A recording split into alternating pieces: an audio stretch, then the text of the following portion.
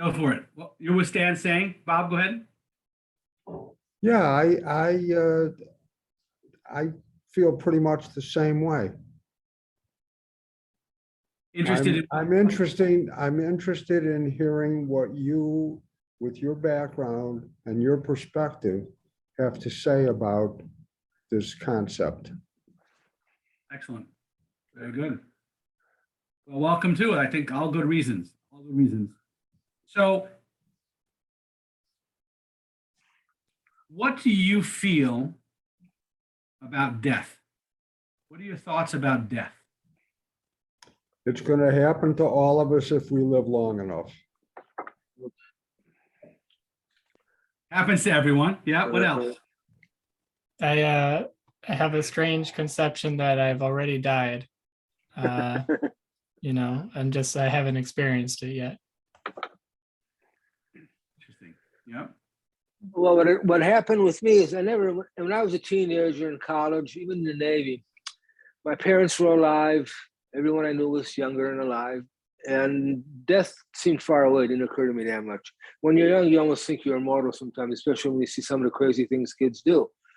But when my mother passed away about 20 years ago, and you never think, sometimes you think of my own, I thought of my own, that I know I wouldn't always be here. I know I'd be gone one of these days, but I never really thought of somebody close to me leaving, and I'd be left here and they'll be gone. So that what made me more aware of it. Also brought me closer to Judaism because I was not raised religiously. But when my mother passed, I started going through all the rituals in reference to that. So that's when death occurred to me. And more recently, when we got me interested was the concept.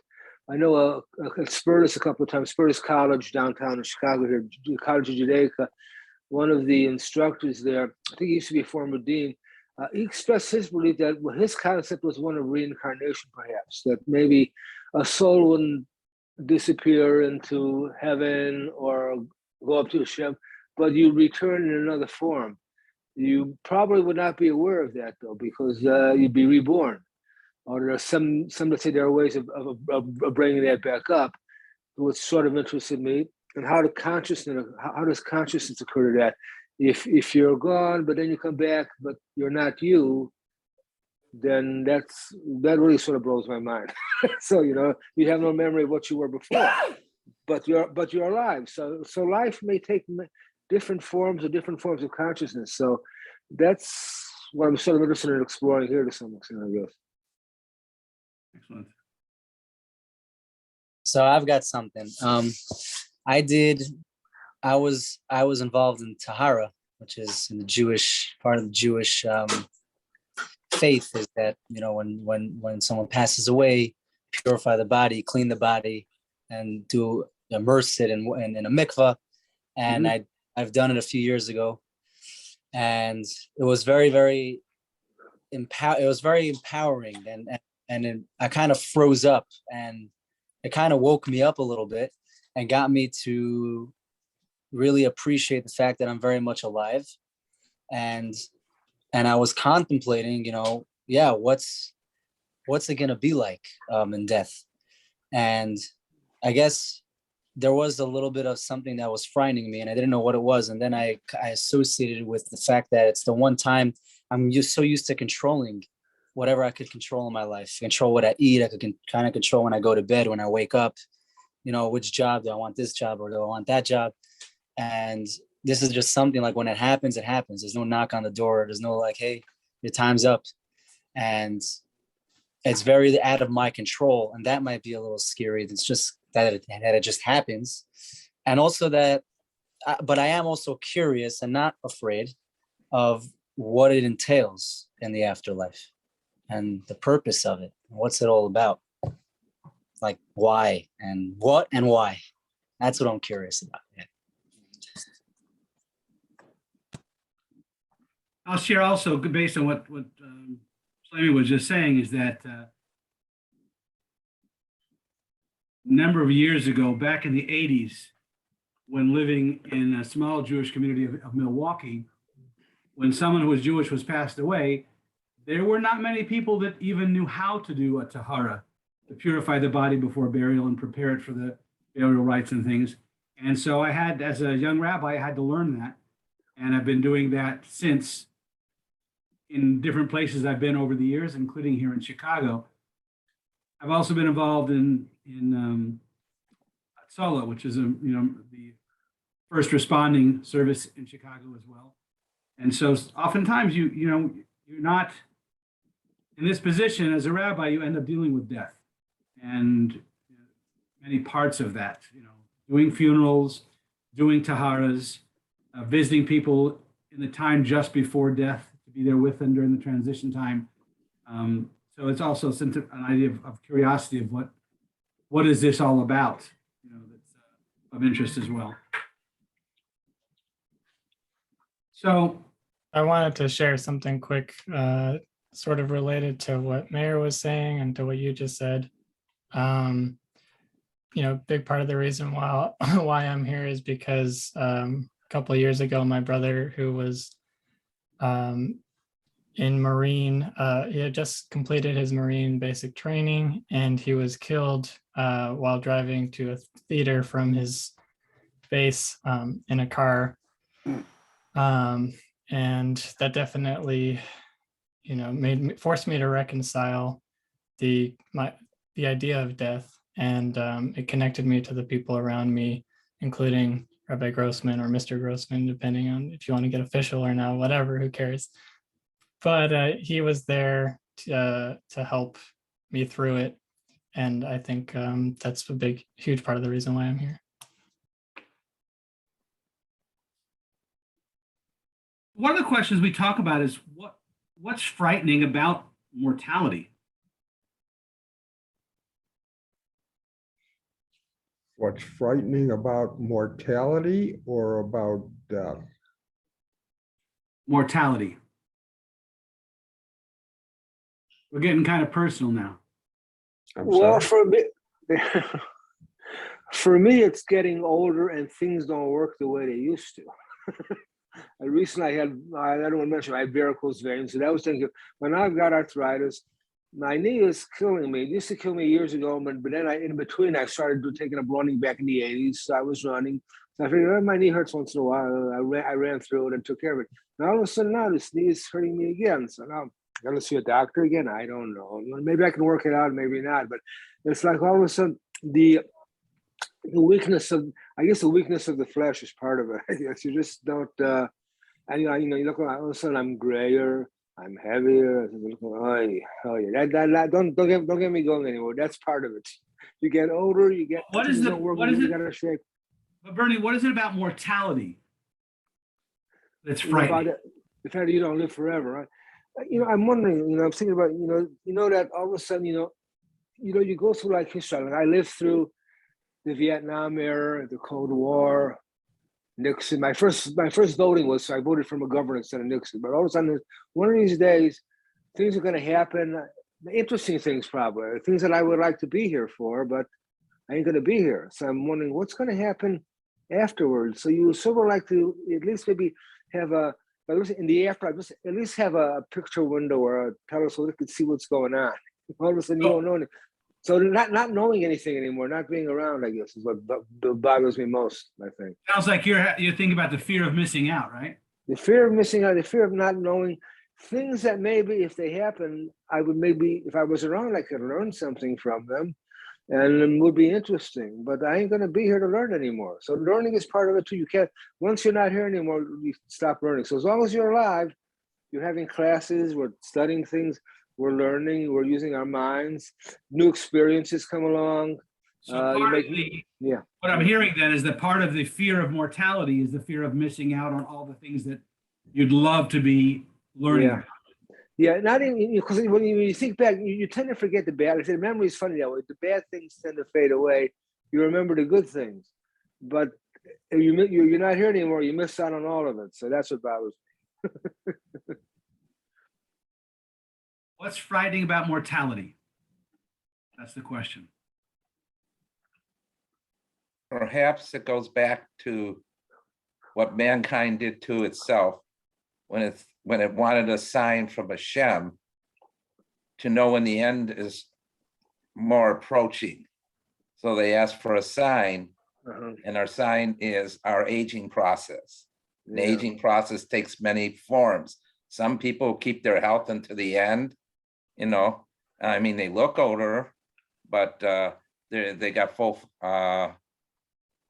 use of their mind, full use of every ability.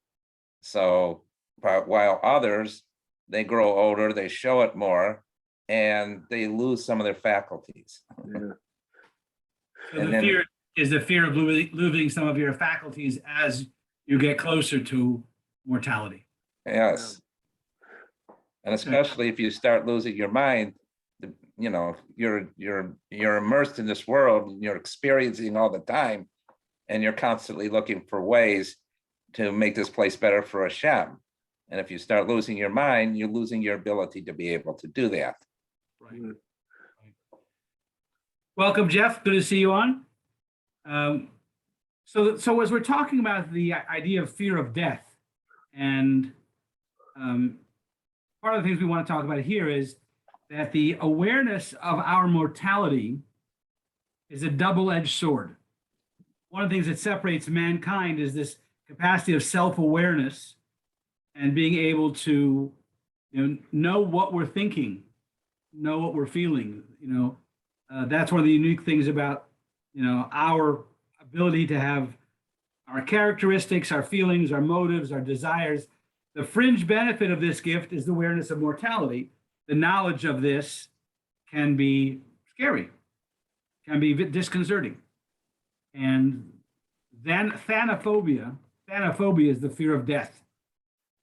And awareness of this can sometimes motivate what we do and how we do. We could be, I had a friend of mine, Thomas Leonard, who was the founder of Coachville, and he was one of the founders of the life coaching industry, 30 years ago. And it always felt like Thomas was trying to cram everything in. It was like he was constantly trying to cram things in, and would sleep very little. And he suddenly passed away at 45, like age 45. And in retrospect, yeah, he was trying to cram everything into a short span. Typically in Judaism, we talk about 120 years. You should live and be healthy to 120 years. We're not limiting to 120, but Moses lived to be 120, and so that's a life, 120. So we should be able to live a healthy 120 years. But again, the awareness of the next stage can be a scary thing. In a text that appears in our textbook here, text number 1 was from the book by Nathan Haflick, How to Cope with Death, a Theory of Terror Management. And he talks about this terror management, the awareness that you are destined to wither away to nothingness, and in turn are no more significant than a lizard or a potato. It's not very uplifting. So how do humans cope with this awareness? And from the terror management theory approach, humans cope with mortality by denying their mortality, which is what Bernie was talking about a little earlier. When you're younger, you feel like you're never going to die, and you take all kinds of crazy chances and things like that, and goes from there. Maybe we've denied our mortality by creating the concept of a soul. Interesting idea. So we'll go into where does this concept come from. We'll go into how we say the history of this concept of the soul as we go into this one. Where did it come from, or why did it come? Yeah, we're going to go into that. Okay. We'll go into that, into the Jewish view of death and dying and things like that. So I'd like to tie that together with a question to build on something that Bernie said, which I can relate to, and that is, to me, part of the sadness of thinking about death has to do with the loss of consciousness. And the consciousness that he talked about, I know that exists. And I know that there can be a loss of consciousness because I've experienced it. And I can imagine that there's such a thing as a permanent loss of consciousness. But none of that has anything to do with the soul. As you said earlier, the concept of a soul could exist, and I think Bernie said it, independent of consciousness. You might even not even know what that soul is doing. So to me, tying the fear of death, which is tied to the loss of consciousness, to the concept of the soul, is not entirely satisfying. I'll just leave it there. It's a question. I don't have an answer. Right. And it may be something that we cover during the course of the class as we go through the next 6 weeks. There are definitely parts of that that we'll cover from the Jewish perspective, from the Talmudic perspective. We're going to use some quotes and some texts, and very much a text-based conversation, basic Talmudic texts. We're going to go through pieces of that. But the importance of the course then really comes down to the implication of perspective we take on death extends into many areas of everyday life. So as we go through our life, what we think about the concept of death and mortality can definitely have an impact on how we live our life. And so that'll be a very important part about the Jewish perspective. According to some social psychologists, the uniquely human awareness of death and our efforts to cope with this awareness and fear strongly influence many elements of our psyche, our behavior, and our life choices. And this explains why this course is so important, because the implications of the perspective we take on death extends into our everyday life. So let's go on to the second section here. Very quickly. Yes. I know I came in a little bit late, but from what I just picked up, I think if we had immortality, we would not think of life as precious as it really is. That definitely, that's a potential part of it. Absolutely. And we're going to get deeper into that specific piece how it applies. So, soul survivor, the immortal you. What is the Jewish perspective on death? So, death in Jewish thought, based out of Talmudic literature, death is not considered the end, but rather the beginning of a new phase. Of course, then, to understand what death is, you have to understand what life is. So we're going to flip this back around. Instead of asking what life is, we're going to start going back to, well, as opposed to asking what death is, let's look about what life is. And let's dig a little bit deeper into life and the nature of life. Who are we? What is life really all about? And as we dig into that part, we're going to use some different texts to kind of discuss that piece of it. There's a story about the Alter Rebbe, the first Lubavitcher Rebbe. He was once holding his young grandson, who would later become the third Lubavitcher Rebbe. But at that time, he was his grandson. And his grandson was sitting in his lap. And the young boy was sitting very contentedly, doing what little boys tend to do. And I just had this experience when I was in Baltimore this past week, with the grandson sitting in my lap and literally playing with my beard. Just the whole time he's sitting there and he's talking and everything else, but the whole time he's sitting there playing with my beard, right? And so the Alter Rebbe had this scenario, and the young boy was sitting there stroking his grandfather's beard, and he was saying, Zaidi, Zaidi. As he was stroking his beard, he was saying, Grandpa. And the Alter Rebbe said, listen to Zaidi. This is not Zaidi. That's Zaidi's beard. Where's Zaidi?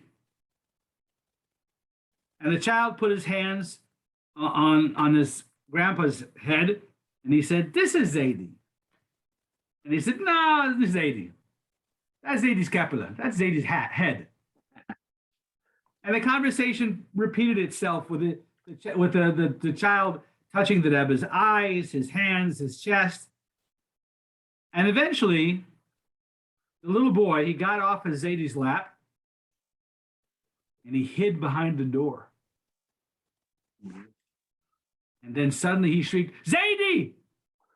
And the Alter Rebbe turned to him with a very concerned voice. He said, what?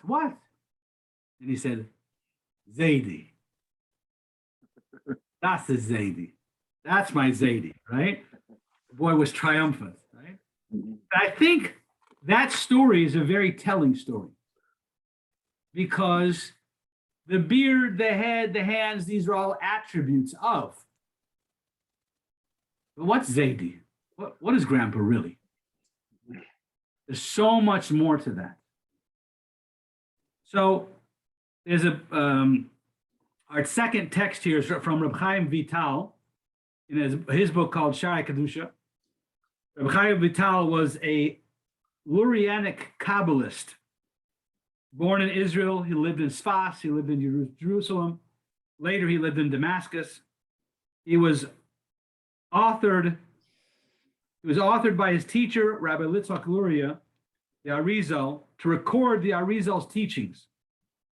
And acting on this mandate, Reb Chaim Vital began arranging his master's teachings in a written form, and his many works constitute the foundation of the Lurianic school of Jewish mysticism. His most famous book is called Eitz Chaim. So this Kabbalistic text says, it is known to the wise that the human body is not the human being. It is merely the body of the human being. When we speak of the human being, we are referring to his inner dimension. The body is merely a garment in which the intellectual soul is attired during its sojourn in this world. So what we're looking at here then, and we've used the term consciousness before. The idea of consciousness, we can experience consciousness because we all have a consciousness and we use it to think and process things with. We refer, and so watch how I word this, the nefesh elokis, the godly soul, in Talmudic literature is this consciousness.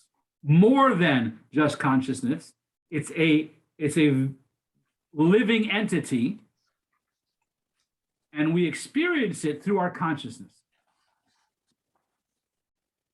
So the idea of, we ask the question, who am I? What am I? What is the I part, right? Who's the real me? So as Bernie was mentioning before, if you're talking about, that soul comes back and has many multiple lifetimes, different reincarnations, but it's still the same soul. The Talmud talks about that in the aspect of there's 613 mitzvahs. We have to accomplish them all. So in order to do that, some mitzvahs are only for men, some mitzvahs are only for women, some mitzvahs are only for a Kohen, some mitzvahs are only for a Levi, some only for a Yisrael, some only for a firstborn. You have to come back, that soul, that neshama, has to come back and fulfill each of those roles to complete its journey. So it's not just one journey, it's multiple journeys to fulfill its mission of accomplishing the whole Torah. So the point we want to focus on here is that the real me is not the body. The real me is the soul. I remember as a rabbinical student back in Morristown, New Jersey, we used to go out on Fridays and reach out to the community, help people put on tefillin, help people light Shabbos candles, do Torah studies with younger children. And our Friday was oftentimes spent, reaching out, servicing the community. And I used to go oftentimes to, in New Jersey, it was called the Young Men's Hebrew Association, as opposed to a YMCA, but it was the Young Men's Hebrew Association. And I was with a friend of mine, Ruvain Flamer, and we had an 11-year-old kid who was asking about what was there before the world was created. And Ruvain said, well, close your eyes and concentrate. What do you see? And the kid said, darkness. And Ruvain said, well, darkness is one of those things that was created during the 6 days of creation. The kid thought about it a little longer and he said, bright light. And Ruvain said, light was part of creation. And he did this with him like a couple of times. And at some point, the kid was quiet. His eyes were closed and he was sitting there thinking.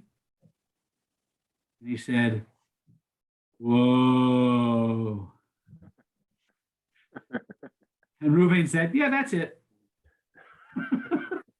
So, because we are in a body and we experience everything through the body that we're in, so we have this correlation, this relationship to the body, but that's not all of us.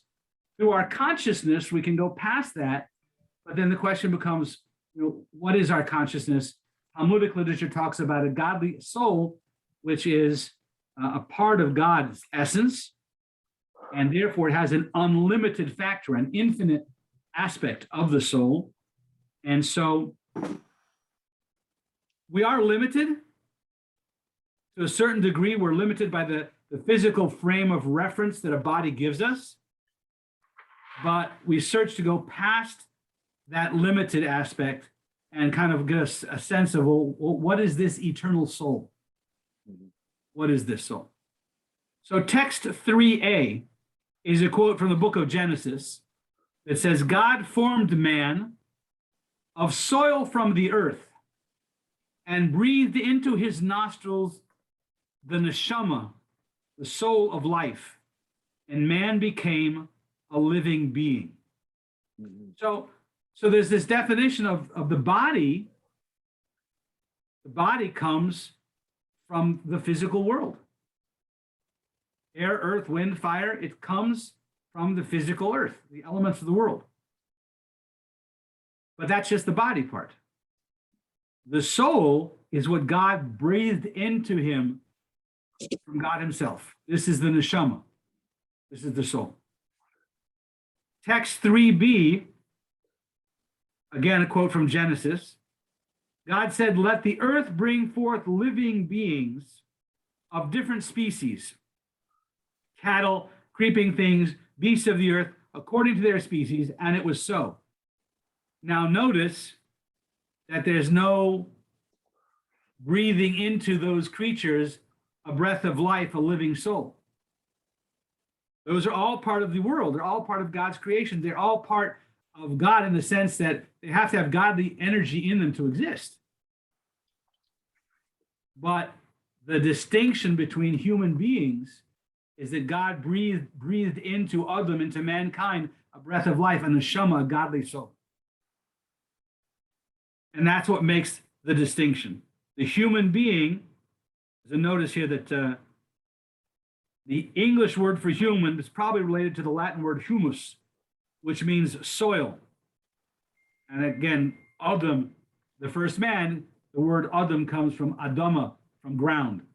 So that, mankind. So mankind is fashioned firstly, the hardware, the soil from the earth, and then the software, the soul, which is imparted into the body.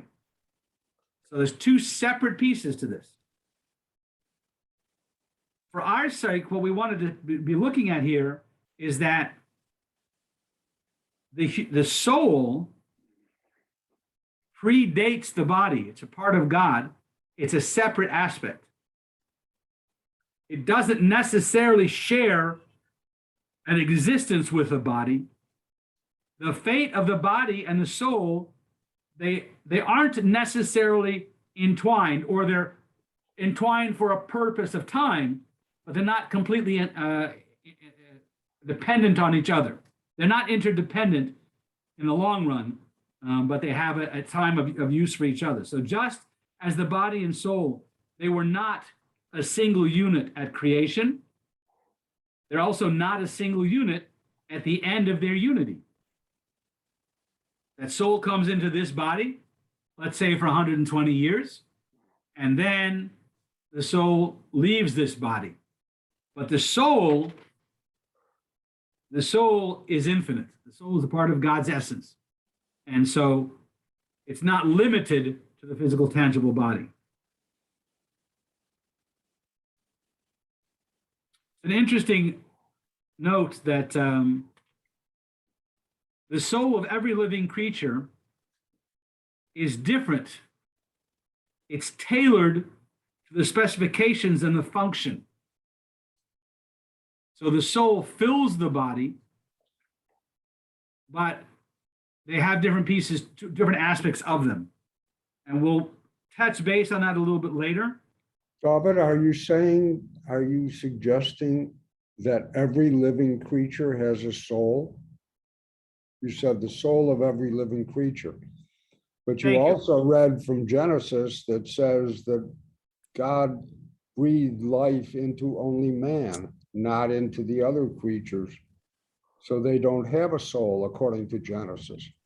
So good. Thank you for bringing that up. And I appreciate your I'm there for you. clarification on that. So we talk about a nefesh elokis and a nefesh habahamis. There's a godly soul and there's an animal soul. There's an enlivening soul. Everything to exist in this world has to have an aspect in it that is a part of God that gives it its life. It exists. Without that, it would not even exist.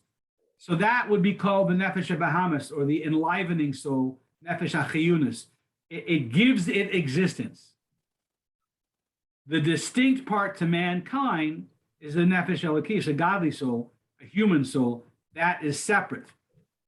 That's a separate thing. And so that's only for the mankind. So I have to be careful, thank you for catching me, not to use the term interchangeably, but the nefesh elokis, the godly soul, that's the part that we're talking about as being unique to human beings. And that carries with it a capacity for self-reflection, for understanding, which is going to be different. So in the past, you have said about us avoiding the animal soul unless we can take control of it to do godly things. We So can't avoid it.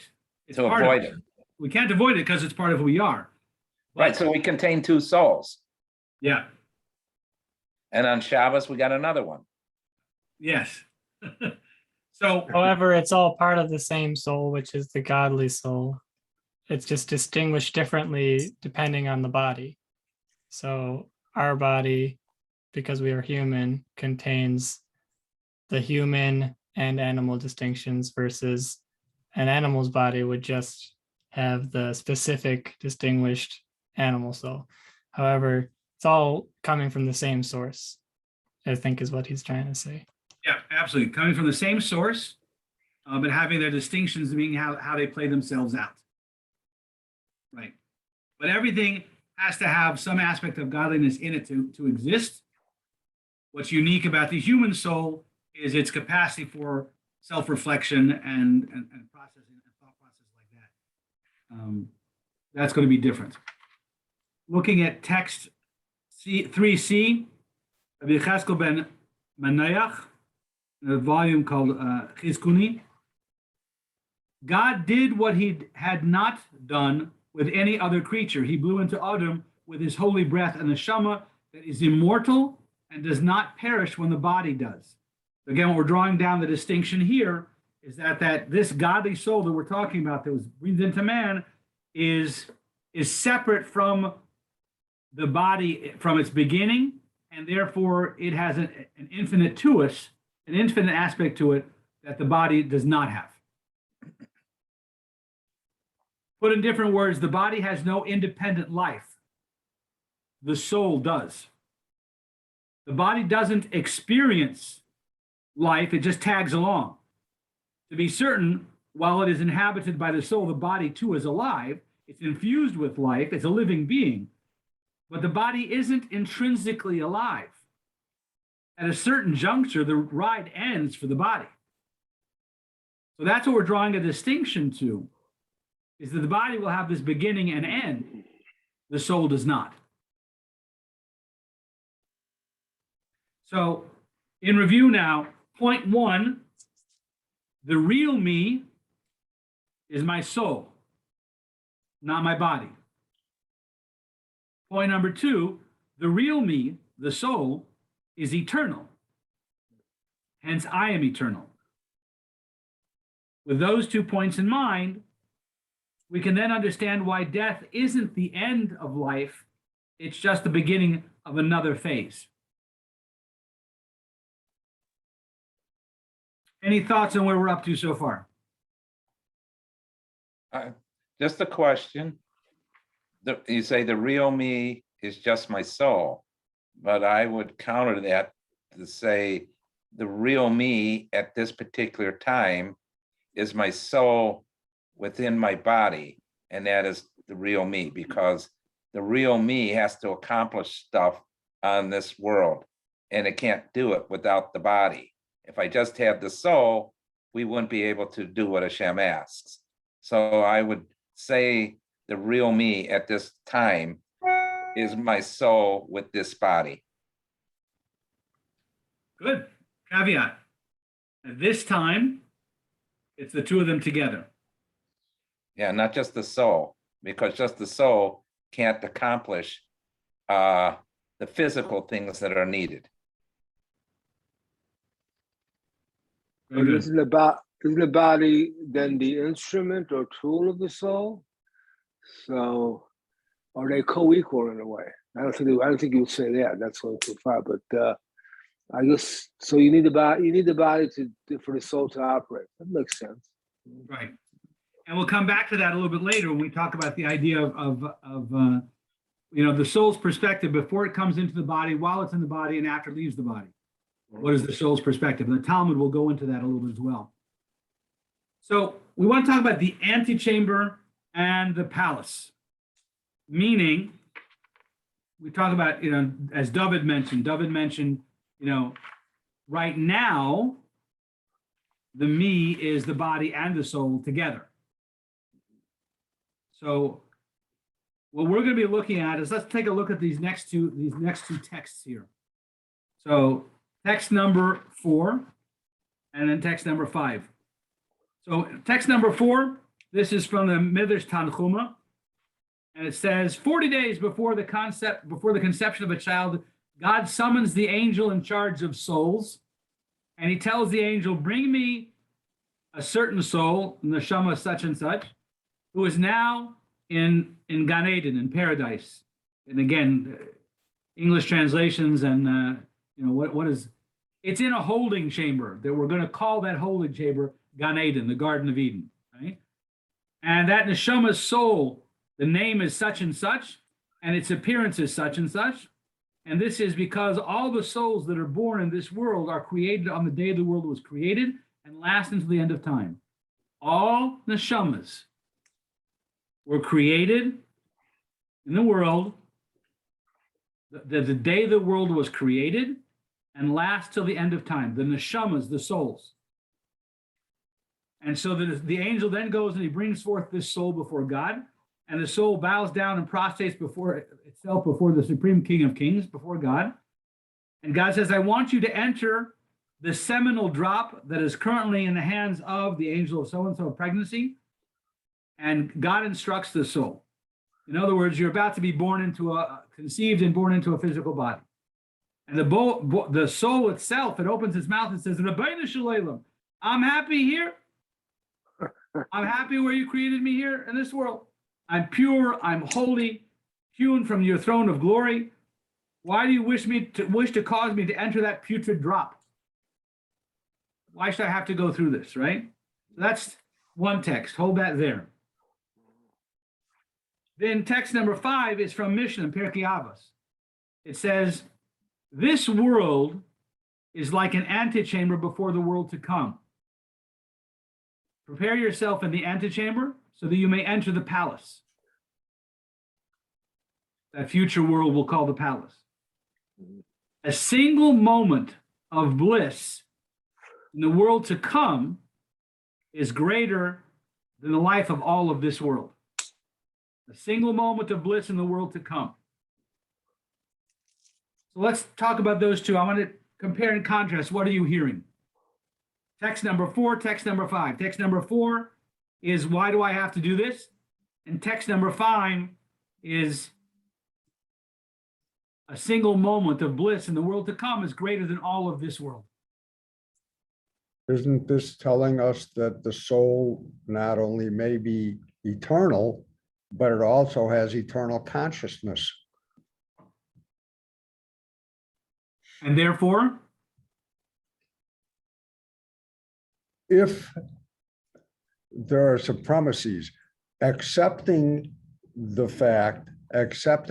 fact that the soul is eternal, and right, accepting as fact that the soul has eternal consciousness, based on those premises, there is no mortality, because the soul is not subject to mortality. And Good. going back to one of the things that was brought forth before, the soul doesn't need the body. that's an interesting point. Before it's born, the soul's like, why do I have to do this? And based on the idea that this whole world, a single moment in the world to come, is greater than all of this world, the soul would say, like, why should I do this? There's a key question that Bob raised that I'd like to push back on a little bit and see if I understand it. Bob made the conclusion that what we just read implies that there's consciousness after death, that the soul has consciousness. And the only way I see you could have done that, Bob, is from the word bliss. That bliss implies consciousness. Or did you take it from somewhere else? How did you reach that conclusion? No. I think you're right on. Because it's describing an emotion. Yeah. I don't believe there can be an emotion without being conscious of the emotion. Otherwise, Right. it's not an emotion. But that's a human attribute. The soul That's doesn't true, necessarily, but according to the passage that was just read, the Lord is saying to an inchoate soul, talking about bliss. Now that the soul isn't a human yet.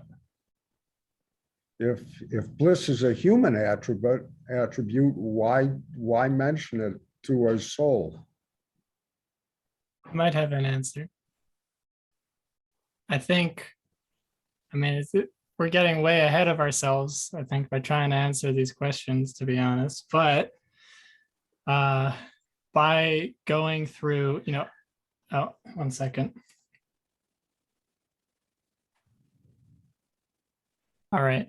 Sorry, I'm back. Thanks for being patient with me. The soul, before it goes into this world, doesn't know what bliss is, doesn't know what pain is. However, once it goes through the experience, it can then experience bliss with the understanding of a limited body. Therefore, that might give reason for going through this experience. And God is explaining to the soul, which is a separation of himself, these are all just words that are pointing to these concepts that we don't understand. That by going down into this putrid experience on earth, the soul will come out of it with this much greater appreciation, potentially.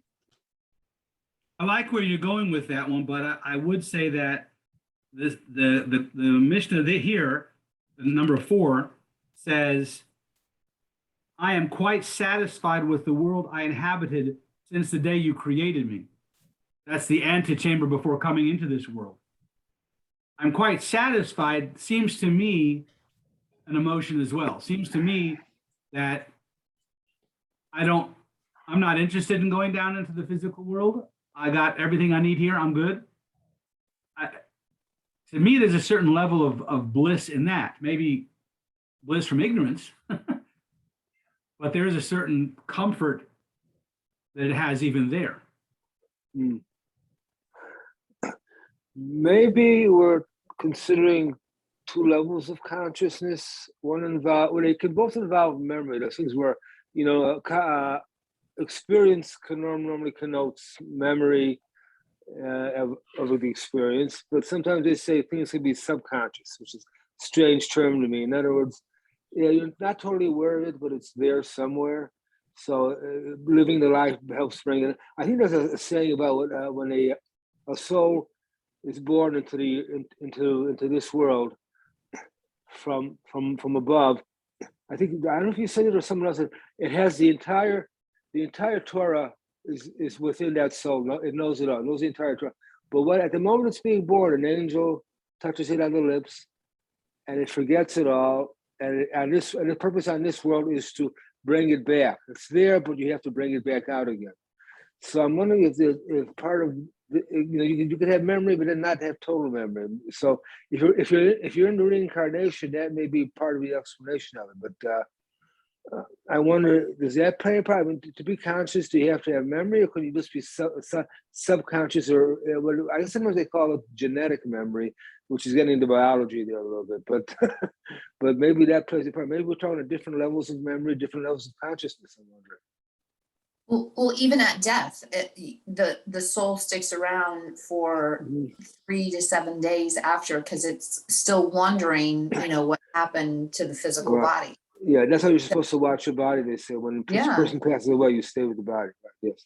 Yeah, so it's still connected there for some reason. It's still, what happened. So there's still something there. So that's why maybe part of what we need to explore. Maybe, I don't know. To go back to what I was saying, I think how do I put this? Yeah, if the human soul is simply part of God, the eternal soul, the godly soul, it's infinite in its capabilities and it's not limited. However, in that experience, it wouldn't feel, unsatisfied or whatever, because it's capable of infinite realms of satisfaction.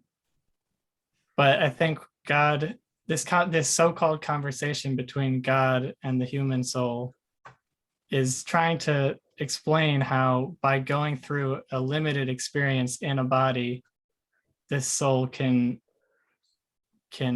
achieve something that it couldn't achieve by itself. Well, I struggle, and I spoke with Rabbi Grossman when he was here about being chosen to come, because that was my question. Do we have a choice? And why were we given that choice? And I struggle with that every day. That's hard for me to cope with. So that's one big reason why I took this class. It's a difficult struggle for me of why I was chosen, but that's something that I deal with every day. That's one of the parts that we're talking about here, is that this godly soul has to come down into the world with a mission. The mission to elevate sparks of godliness. We're jumping way ahead right now, but each journey is to elevate sparks of godliness that have been scattered through the world.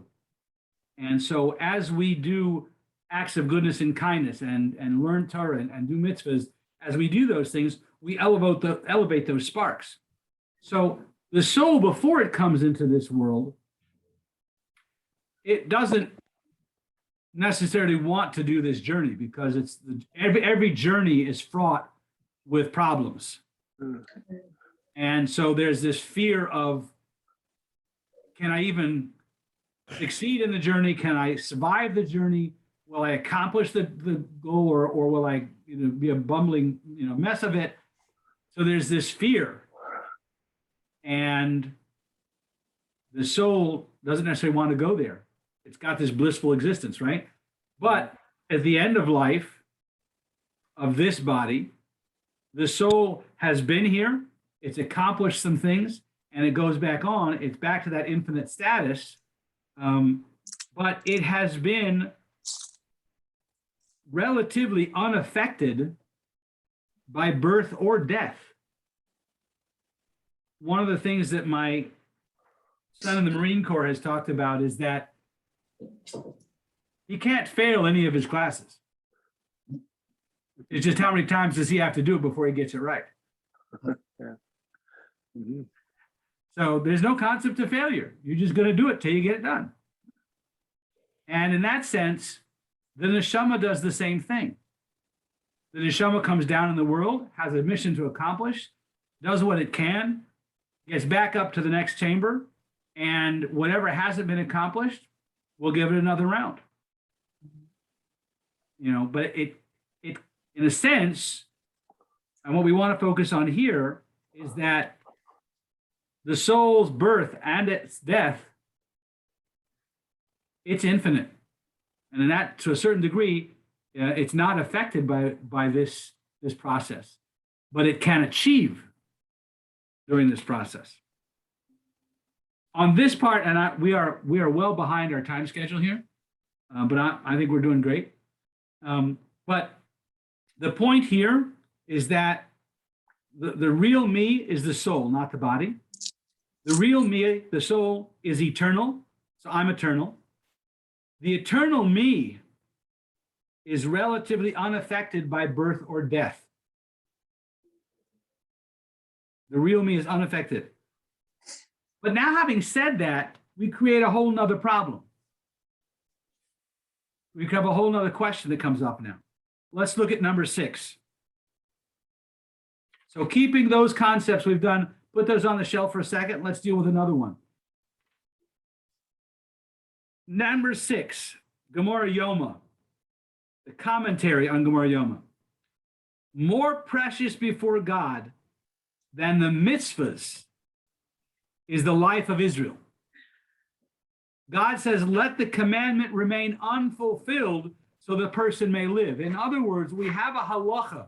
We have a halacha that says that you're supposed to live by the mitzvahs, not die because of them. So in Hatzalah, in the Jewish first responders organization, we talk about all the times that we have to, Sabbath comes or the holiday comes and someone calls with a potential problem. We don't know in that moment if this is a life and death situation or not. It could be a boo-boo, but this young parent doesn't know that, this is not life-threatening. But because they don't know, they're panicking. So they call Hatzalah and we run. Are we being careless with the laws of Shabbos? No.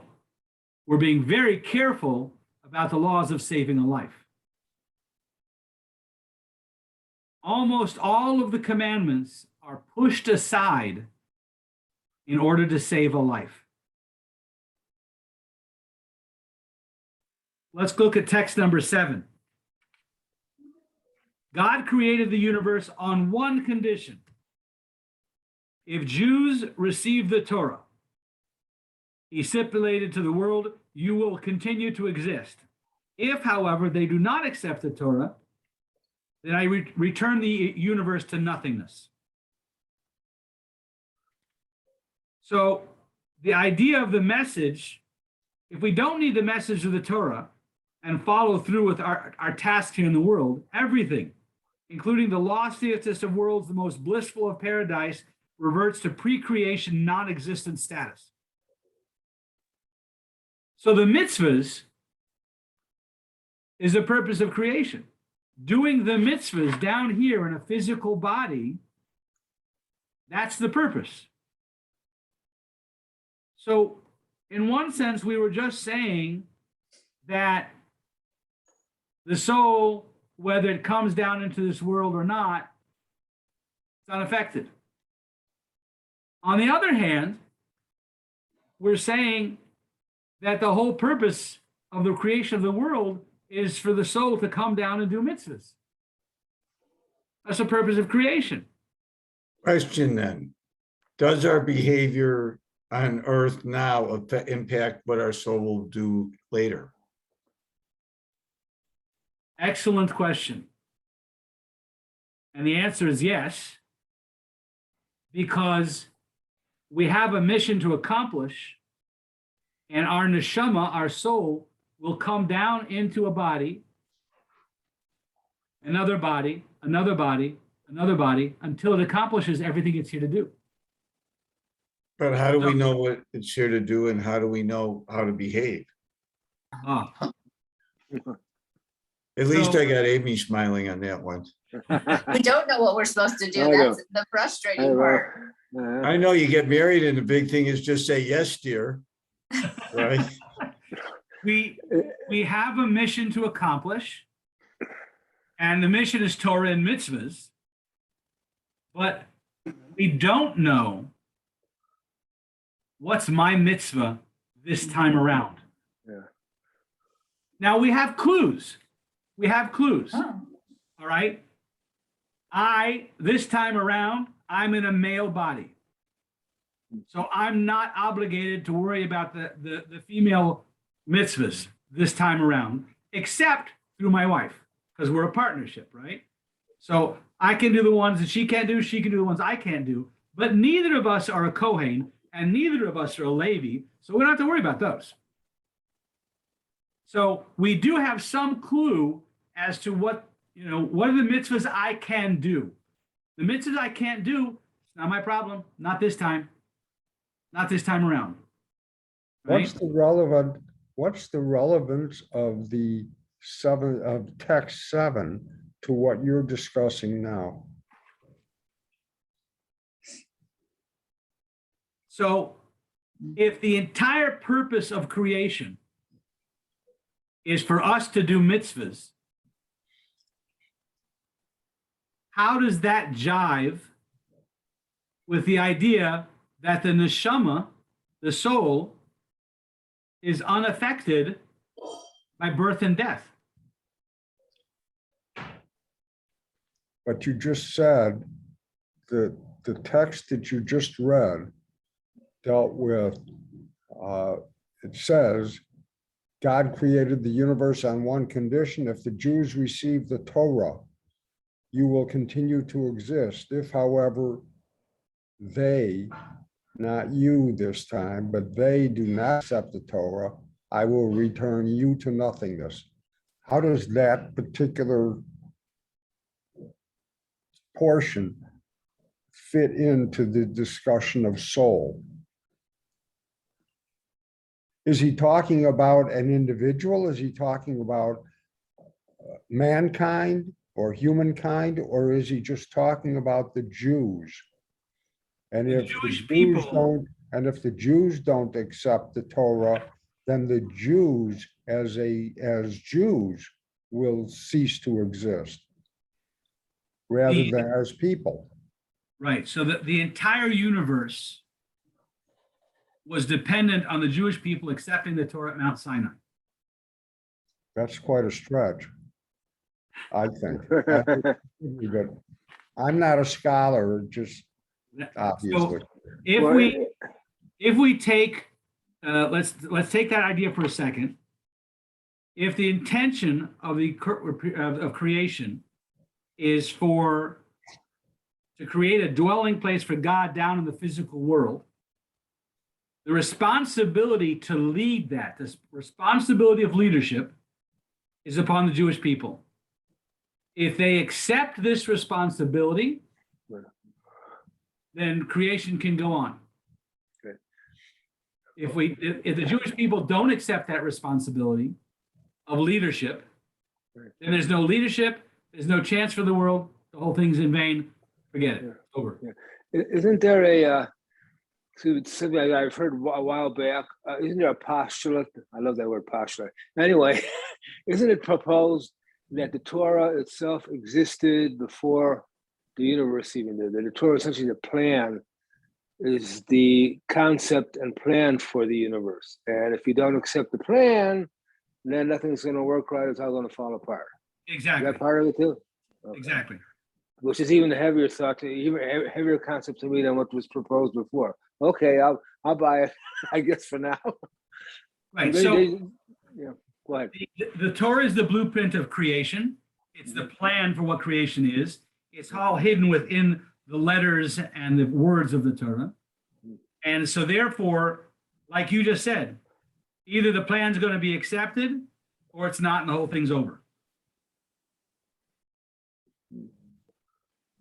So that is Well, the good thing they accepted it, right? Well, But wait we a minute, won't isn't be it having proposed? this conversation. Didn't Hashem Yeah. say to the Israelis when they approached Mount Sinai that if they didn't accept the Torah, that he might drop the entire mountain? Isn't that in there somewhere, did I misread something? no. So there is that, and that's going to be a diverging from our purpose on this Yeah. conversation. But Okay. that has to do with the receiving the Torah, accepting it conditionally, and on Purim there was a full acceptance of everything. Okay. So that's a different topic for now. What we Okay, want to focus on here is that God. So when we look at the mitzvahs, the commandments, what is the commandments actually doing? So what we're looking at here is God desires a relationship with us. That relationship is realized through our observance of Torah mitzvahs. All else that God created, from the holiest angel to the most spiritual world, in the spiritual world, to the worm that wiggles on the floor, that's the supporting cast. That's here to facilitate and celebrate the relationship. Okay. But for us to have that relationship, we have to accept the plan. We have to fulfill the mitzvahs and accept the plan in order to be able to make the dwelling place for God down here in the physical world. And that's why in Judaism, even though we said that the soul didn't want to come here and isn't affected by death at all, and yet there's nothing more important than life. We value life here in this world because that's the point. This is the mission. Here is the mission. This is the major leagues. It's what we accomplish physically down here in this world of action. Life is infinitely more important than the afterlife. I would say to you, why? And the question of why is that's what entered God's desire. God wanted to create a physical world. What the Talmud is teaching us is that God wanted to create a physical world which would be very challenging, very difficult, and that we would overcome the challenges and reveal godliness down in the physical world. And that would be the accomplishment of the mission. But wasn't that our punishment? Because our original life was on Gan Eden. So it's not a punishment to come down in this world. It's a mission. Wait, you said in the past, if man hadn't violated what Hashem had dictated in Gan Eden and hadn't followed Eve to bite the apple, he was condemned to come down here. Otherwise, he would have been in the garden. So we're confusing locations. Yeah. So And missions as well. Did Adam have this mission in Gan Eden? yes. Yeah. So the location piece is when we use the term of Gan Eden and we use the term of, we didn't even touch it here, but Yemei HaMashiach, the days of the Messiah, we're talking about different, I'm using the term location here in very loose terms. We're not talking about latitude and longitude in any way, shape, or form. There is a holding chamber for the soul before it comes into the world. And we sometimes refer to that as Gan Eden, the Garden of Eden. There is a physical Gan Eden in which Adam and Chava, Adam and Eve, began this journey. The neshama in the holding chamber, before it comes in, has this question of why should I have to come down here? It's not a punishment, it's a mission. In the physical Garden of Eden, Adam and Chava were given the charge to tend the garden and make this physical world a dwelling place for God. But in that physical world, they were then presented with challenges. And the topic we'll covered in an earlier class today. We'll talk about the idea of when we sin, we create a vacuum in which if we're conscious of the separation that we've created between us and God, that vacuum will spring us forward into greater action. Every journey includes challenges and failures and picking ourselves up and carrying on. That's life. But it's in those challenges that we face and overcome that we then reap the reward. The soul in its antechamber can't change anything. It just experiences. It can't do anything because you need to do anything, you have to have a body. You've got to physically come down into this world to face the challenges of the body, to be able to accomplish anything about making a dwelling place for God down here in the physical world. Every time we separate ourselves from God through a sin, we can say, well, I've failed miserably, I've done terrible. Or we could say, okay, I've stumbled, I've created a vacuum space that needs to be filled, that will pull me forward to accomplish more and spring me forward to get even more further done. The idea we want to come away with tonight is that it's down here in the physical world that we can accomplish something that the neshama, the soul, cannot accomplish in the antechamber. So the Jewish perspective on life and death is very nuanced. On the one hand, the soul is eternal. And it's naturally at home in the spiritual realm. But on the other hand, the reason, the purpose of the soul, as well as the purpose of creation, is the time the neshama spends down in the physical world. And that's why there's nothing more important than the time the soul spends down here in the physical world, because it's here where it can accomplish. Is it a contradiction? It's not a contradiction.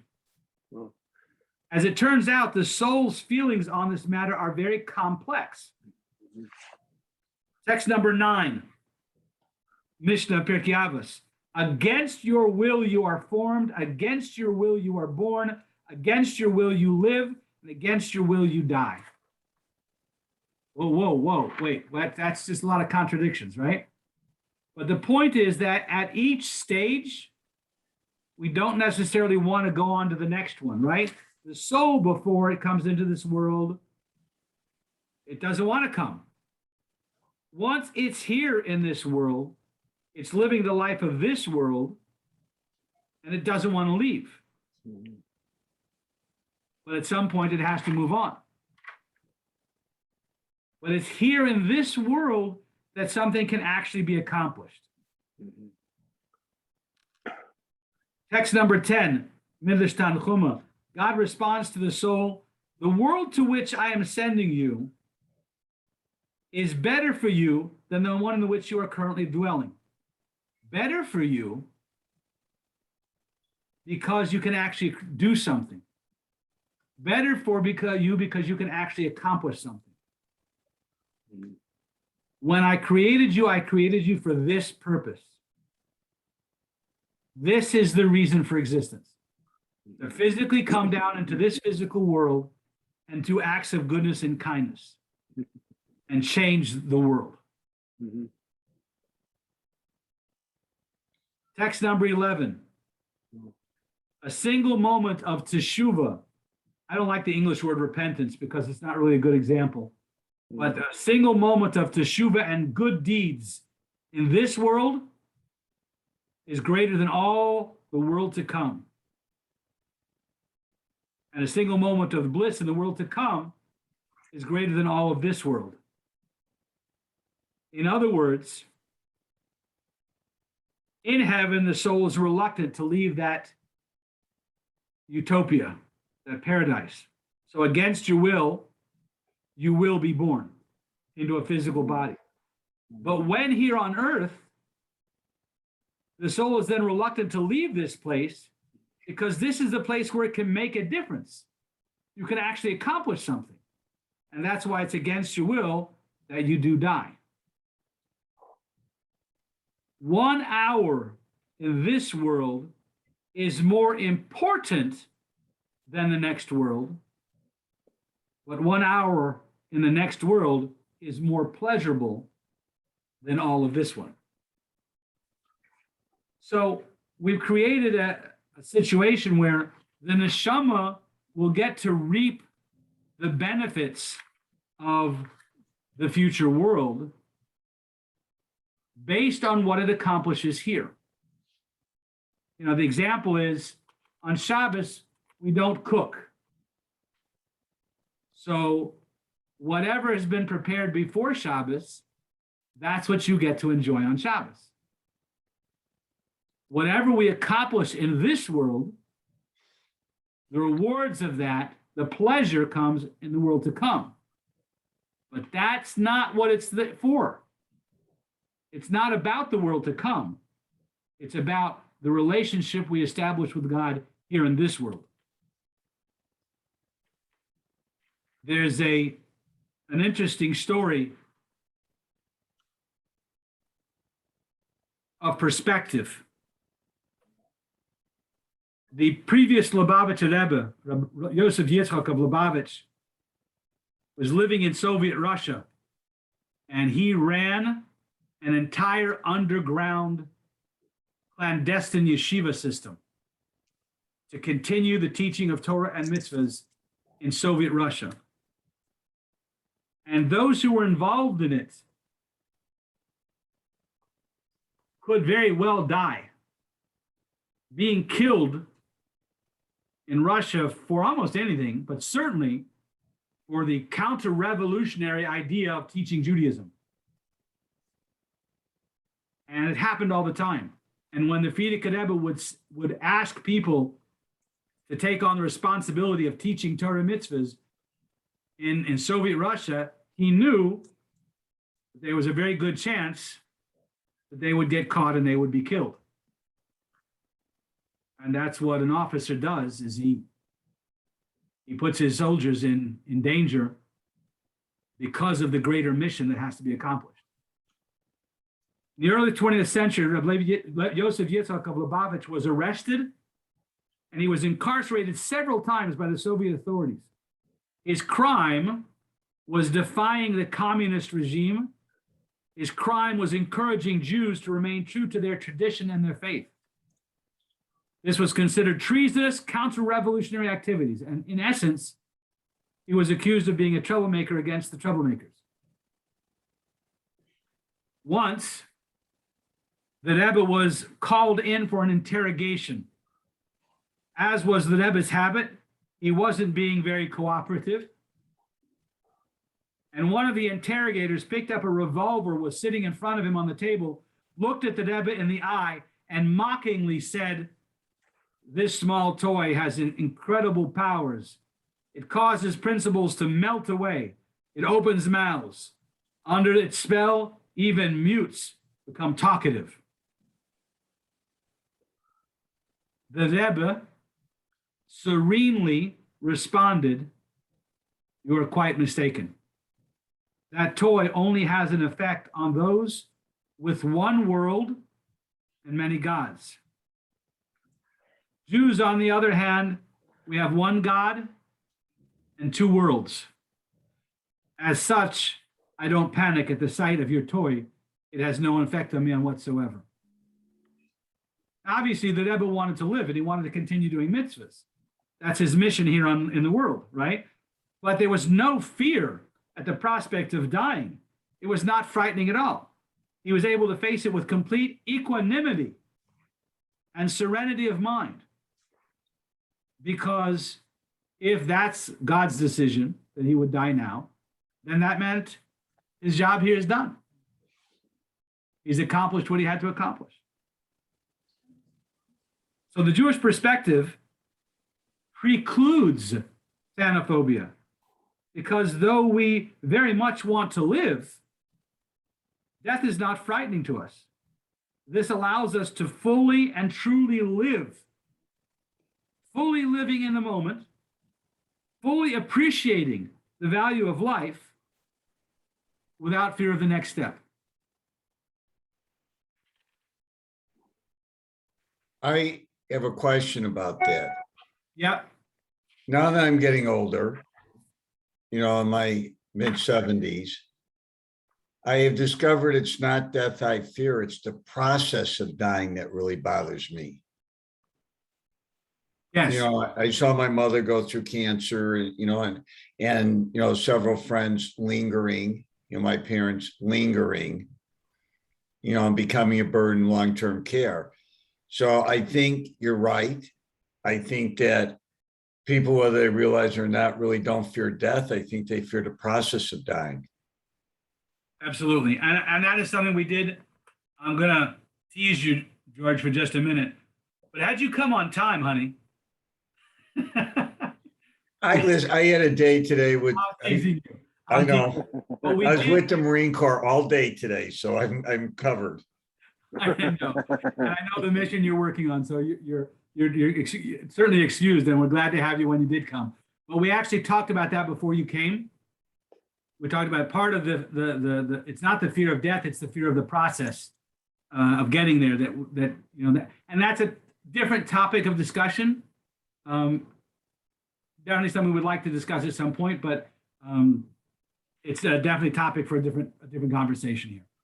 This And is I more guess I'm also at a disadvantage because I've never gotten a book yet. Yeah, so I saw your text, and But I've emailed Sarah and I still haven't gotten Yeah. it, several times, so. right, so you're the third person in the group that did not get it. Yeah, I was one of them too. And so I Okay, do well, at have, least I'm not alone, Bernie. No, you're not. That's right. I was thinking that. yeah, and I do have a PDF of it. But again, if you don't, today is Wednesday. If you don't have it by Friday, please send me an email or a text, and I will Okay. get back to Sarah to say, hey, what's going on over here. But there also is a PDF version that should be available before class as well. So I'm realizing that we're coming to the top of our hour, and we still have we still have a good section amount to go here to cover the text, and I want to try and at least touch on these other points before we wrap up. So, according to the Jewish view, a person dies when the time he or she has allotted, which is based on the mission, has expired. With the exception of very unique cases, a person dies when that time comes, not a moment earlier and not a moment later. Mishnah in Ecclesiastics, from the Talmud, from Ecclesiastics, not Mishnah, from Ecclesiastics, it says here, everything has an appointed season. There is a time for every matter under the heaven, a time to be born, and a time to die. So the deeper understanding from this is described in the Medrash, Koheles Rabbah, a time to be born, a time to die. From the time of birth, there already is a time to die. From the moment of birth, it is already destined how many years a person will live, but we don't know what that is. We don't know what that time is, but it is predetermined. And with very few exceptions, that is exactly what happened. So therefore, if it's already decided before, we must believe that no created being can benefit or harm us without God's permission. Everything is divinely decreed. We need not fear dying of a happenstance death.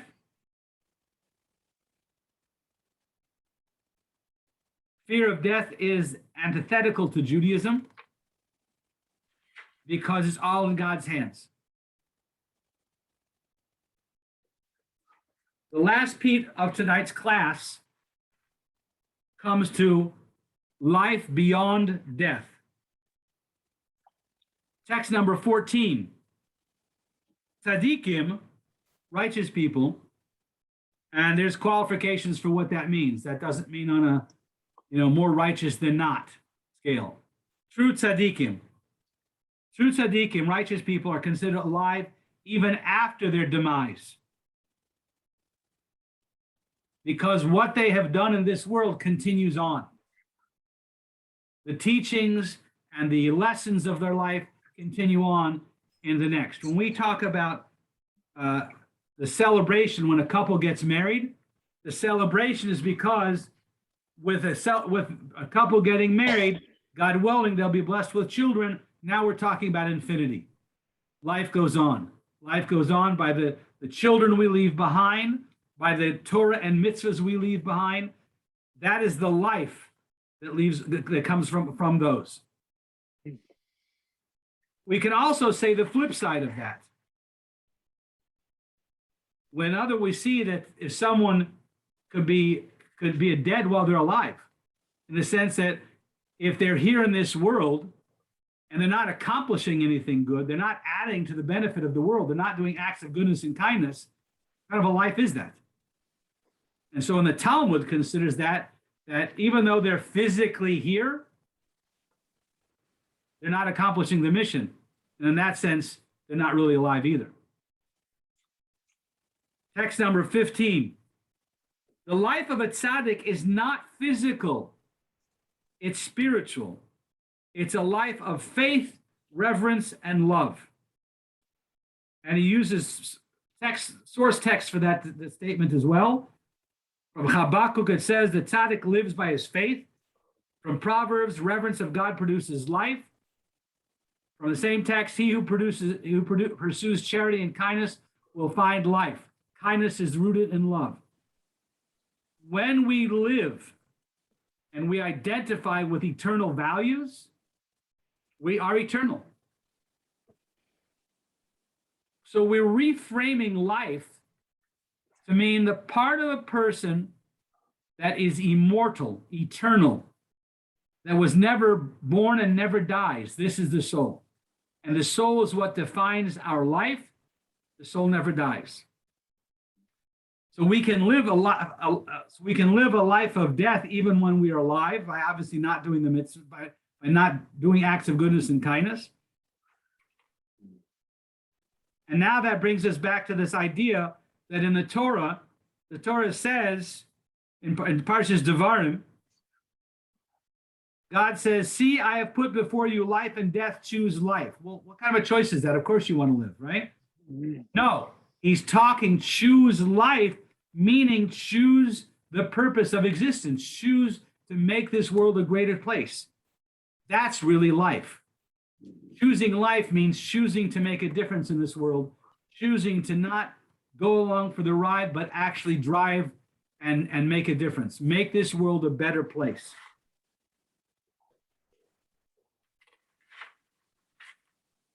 Going over time, I want to summarize here at the end. The parts of the person that were concerned with bodily needs, those parts die with the body. The parts of the person that identify with the eternal soul, those can never die. When we live and identify with eternal values, we are eternal. Life is not before or after death. Life is eternal. Life is beyond the concept of birth and death. So concluding, if death scares us because we're naturally perceive it as an end, so we should contemplate the eternality of our soul. The Jewish perspective is that our life is the life of the soul, and that's eternal. If we are, moreover, if that end frightens us, we ought to do fewer things that end and more things that are eternal. Do the acts of goodness and kindness that make a difference in the world, and that ensures our connection to life, our immortality. It's the choices we make while we're here that define our eternal life. And this is where, if we were to put mortality on a spectrum, I'm currently situated, and even more importantly, in which direction on the spectrum I'm moving. So if we look at the spectrum of life, if we focus on making a difference here in this world, on acts of goodness and kindness, that's the eternal life. That's the life of the soul. That part is immortal, and there's nothing to fear.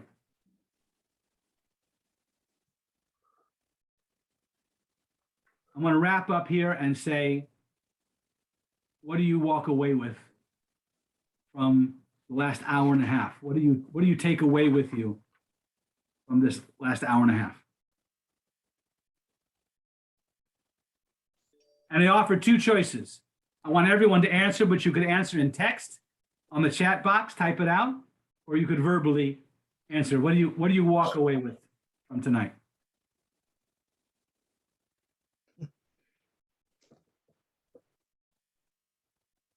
Joy, a greater sense of purpose.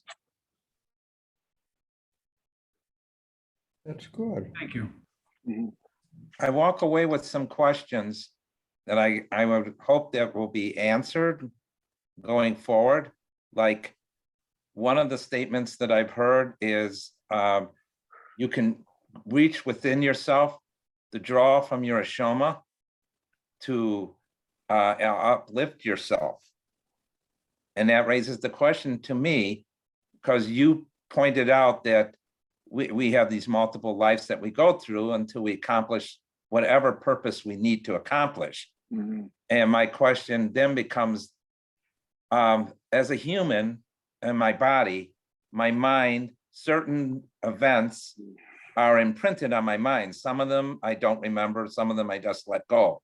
But certain strong ones are imprinted, and they're there, and I can focus on them and draw from them. And that my question then becomes, as the soul goes through all these different bodies and all these different experiences, are the experiences within that body imprinted on the soul, which, if we're in touch with the soul, we can draw from those? Powerful question. Hold on to that one. And we'll see if we cover during the course of the Give conversation. them a chance to think about the answer. Well, just one word occurs to me, really, mindfulness, which I tie into. I brought up reincarnation before because you may indicate that I have a certain interest in reincarnation and Buddhism and how that ties in to what we've been talking about, and meditation. But essentially what it comes down to is being aware of what your purpose is, like you were saying, what your function, and not being petty, not being upset by transgressions against you. If someone insults you, I think it's the same as when we pray in the morning. You know, may my soul be as low as the dust, that I should not be insulted by others. I have my own purpose and my own appreciation of existence. Like you said, we have a greater purpose than just fighting with each other, or picking on each other, or insulting each other, or finding faults in each other. We have to, if we find faults in ourselves, and we correct that, and we don't jump on each other so much. Be mindful of what you need to do in this world to make it a better world. Like you were saying, that's what it comes down to. It comes down to the same thing, essentially, making the world a better world, a better place. And I think a lot of it ties together in ways we sometimes haven't even thought of before. In certain ways I haven't thought of before. So I try to remember. That's something I have to remember every day. Mindfulness is something we have to try to practice and remember every day. I don't always succeed in that, but I always try to come back to it. Anyway, Just finding my own calm. That's what Yeah. I strive for every day. Mhm. excellent. Mindfulness and find the calm within the journey. I feel like I'm walking away with a choice. You know, the choice that you described, life and death. Mhm. How we live it, yeah.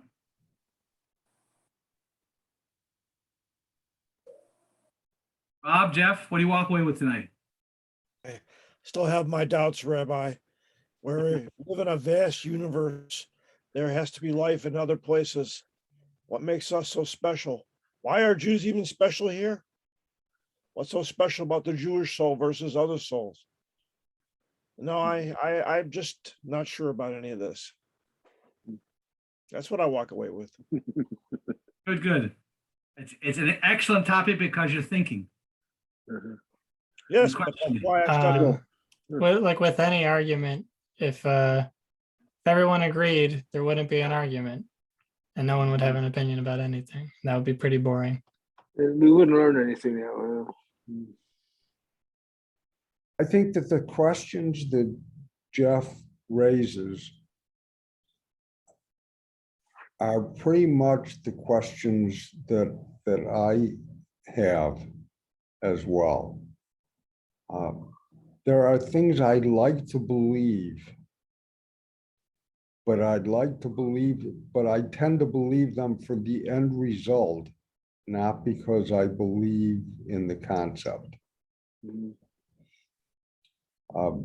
For instance, I think that the